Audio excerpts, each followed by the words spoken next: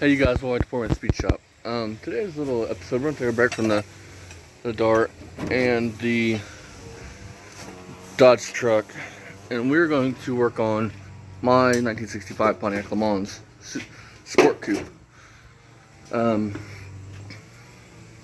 Thing is right here. This actually belonged to my uncle who has since passed. I've had it for about 2 years. It's probably been parked here for about a year. We got it running. And then I just parked it because it needs some odds and end things, and I've been busy with Dart and other things. So I want to get it running, and I want to pull the engine out before sprint this winter and go through it and get it back together by spring. And now this is just a cool going to town rig. Nothing like the Dart or anything like that. I'm gonna leave the rest. The rest I'm gonna fix is the trunk pan and the floor pan. But here she is. This is a factory 326 car, which this is a 65 326. I'm not sure which number's matching. Find out here in a little bit. Engine runs good. It's got roller rockers in it, which kind of tells me that somebody's been in it at one time. It's got a Excel super coil, Excel wires. Move this off the car.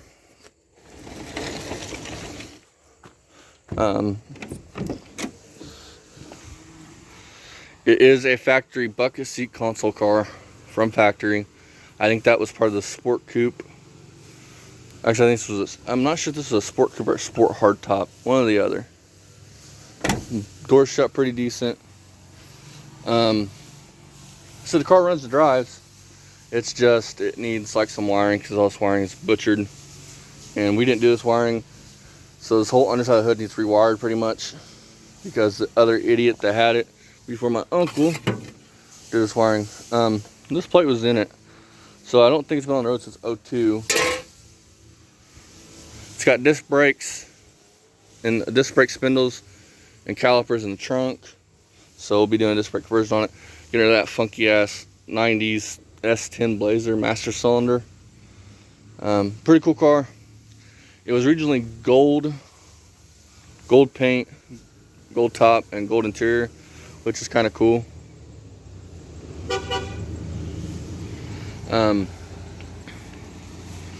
My uncle got it in on a trade deal. He got this in a 65 Catalina. I actually have the 65 Catalina, or I did have. I traded it for another vehicle. This one I'll never get rid of because it was his car, and this one's a pretty solid car. The floors are damn near mint. The only issue is driver's floor pan. That's it. As far as the floors go, trunk needs some work, quarters need work, fenders need work, but other than that, the frame's solid. It's got brand new dual exhaust on it. So yeah, the Catalina I got, the frame was literally so bad. I'll find a video. I got a video here on YouTube from years ago, and I'll do the thing and I'll put it here. We're running. They're running. You run good, dude. I ain't had to touch that carburetor or nothing, dude. Nothing, dude. That motherfucker purrs like a fucking kid. Once you get in the car, real quick. Here, hold this. We're around gas. Get in the car. Remember, I got no brakes. Push the door closed. That's no brakes, so if you're scared, shut it off. Put it in drive, and don't try to chomp or nothing off. Remember, it don't have a trunk member in it. Is it in drive? Just give a little gas, you can straighten it up. I thought it would crunch and crack, and it just couldn't jack it up. It was unsafe. It needed the frame. Other than that, the car was solid. It needed the frame though. So I don't know what my uncle's plans was. I don't know if he was going to take the frame out of this car and put underneath that. I can't see that because this is a real muscle car, being what it is. So I'll bring you guys back when we're actually into it. I'll put an Elderbrock on it. Like I said, it has that Excel box. I'm not a big fan of those because the minute you pop the hood, your eyes immediately go there. Yeah, I'll show you guys these. See, it's got those in it. Somebody painted the engine black and yellow, which to me just looks freaking stupid. But we'll get into it here in a minute and get her going. Hey you guys, I'm bringing you guys back. It's 10 o'clock at night right now. Couldn't get to run. It's not the engine's fault. The dumbass that put the starter on, he didn't didn't tighten it up all the way. This lug right here on the starter, it just had that hand tight. So the starter would engage, sometimes that wouldn't engage, and then so I'm gonna put that on tomorrow because I'm done tinkering with it today. But I figured I would show you guys the underside of the car. Car is really solid. Like I said, car belonged to Uncle Charlie, who passed, God, 4 or 5 years ago. I bought, like I said, this in the Catalina. Well, I bought the Catalina. His grandson at the time didn't want to sell the car. He decided he wanted to keep it. Then I got closer to him going to college, and he decided to let it go. So I paid $300 for the car. I got a really good deal on it. Car will never leave my possession. Right now, we're just wanting to get it running to where, you know, I'm gonna leave the quarters like they are. Might get some new fenders, might not. I want to get running and driving. Do a trunk pan and some odds and ends. Quarters can be done down the road. Fenders can be done down the road if need be. But I want the car to be sold up. I want it to be just a cruiser around here where I can take it out to my grandparents' house and thrash on it out there and stuff like that. The engine will be coming out, probably not right now, because I have to get this engine in this. So once I get this put together and running and driving, we will tinker with pulling the engine out of this. Right now we're just gonna try to get it running like it is, because I need to move, because it's starting to get weeds on the other side of the car, and I don't want the car to rust out any worse. Same with the Skylark. We got fuel pump like at an auto parts store, which I fucking hate, because this car came with a mechanical fuel pump. There's no reason why that fuel pump should not be on this. Electric ones like that, I am not all for. It's not fuel injector. There's no need for that. Some guy, just an idiot, it's the work he's done. He put it way up here, which I'll show you guys here in a minute, about the middle of the door. And fuel pumps, electric fuel pumps, they don't like to pull. They like to push. So the closer and the further down you can get it to where it's pushing and not pulling, is the better it will work. I don't know why the fuck he did it put there, but the dude wasn't very smart. So let's get you guys down here and show you guys this. That right there is the worst rust on the frame. That's it. But that can be fixed simple enough and easy enough. Rest of the frame, let's try to do this where you guys can see. Fucking light will cooperate with me.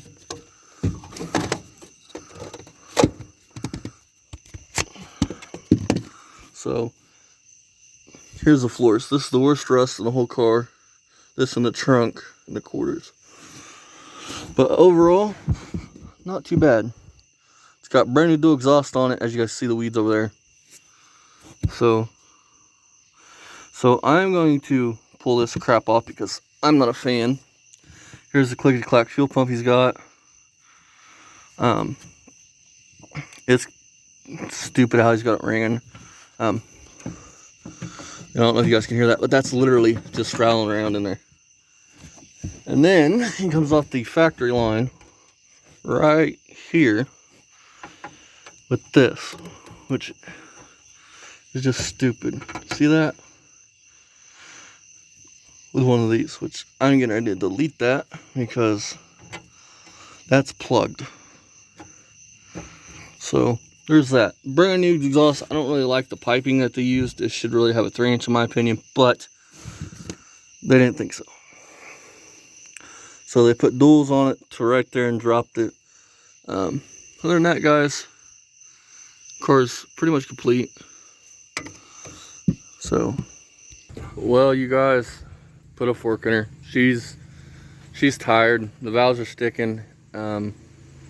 We tried all day to get them unstuck. They're not unstuck. So here's the deal. The minute I get the engine stuck in this car, the Dart, I'm gonna rip this engine out and go through it because it's apparently tired. They went through it at some point because, like I said, it's got roller rockers on it. Not sure when. So I'm gonna yank this 326 out of here. We're gonna go through it, dingle ball hone it, do everything to it we can, kind of like we did the 360, and then we'll pluck it back in here, and we'll have a good cruiser. I think that's the best option for the car because I want to do a cam swap in it anyways, and an intake swap, and probably some headers. So yeah, this thing's dead. Okay, you guys, one more thing before I end this video and call it a day. The car has stuck valves. If you go back a couple of videos ago, I think 2 years ago, when I first got the car, you can see the car running and moving. The thing is, the reason why we parked the car is the car had stuck valves. Then we did some things we thought they'd freed up, but they haven't. So that's why the car is going to have the engine pulled. Honestly, it's probably the best thing to happen to the car because I don't want to cause any damage to the engine. And this way I can pull it out and I can see what it needs, and we can go through it thoroughly and make sure that it is the best it can be and not be so tired. I mentioned dingle ball honing. There's a lot of different ways you can go buy one of them AutoZone hones that they're actually a hone where you can dingle ball hone it. I don't like using stone hones. I like using dingle ball hones. Some people like using stone hones. I don't. So here's what I'm gonna do. We'll pull it out the minute 360 goes in the dark. Then we will assess it, see what it is, because I know nothing about the engine. I know it has roller rockers, that's about it. I've never had the engine out, I've never been in it, so for all I know it could be 30 over. So here's what we're gonna do. We're gonna pull it out, see how bad the cylinders are. If need be, we may punch it out, because I don't know where I'm gonna find another 326 Pontiac. And at that point, I might as well go with a 455 if I'm gonna go back to a BPOC engine. So there's that. Now, I appreciate all you guys watching, liking, subscribing, all that stuff. I really appreciate it. It helps me out a lot. This car has not been featured since probably 2020 when I started the channel. I got it new then. If you go back, I'm sorry for the video quality. Video quality sucked back then. I'd since got a new phone and all that stuff. So there's that. The engine, if you guys see it, it is painted yellow and orange and all this other crap. I don't know what color to paint the engine. I know I don't like the black and yellow. It will have an aluminum intake on it when it goes back in, because that cast iron one's gone. I may try to find a factory, what do they call them, deuce, 6-pack setup, whatever, 3 carburetors set up for it. That would be neat. I don't know if I will. Might just find a 4-barrel throw on it. As of right now, guys, I have so many other things that I need to get caught up on. Need to get engine stuck in the dark. I have paint. I have the clear coat. I ordered some filters for my air compressor, dryer, and a filter to keep water aligned so that way the paint quality underneath it's the best it can be. Other than that, guys, I've got everything here to do it. It's just a matter of doing it. After that, the Pontiac will get pulled in here. We'll get the engine out of it, and we'll go through it.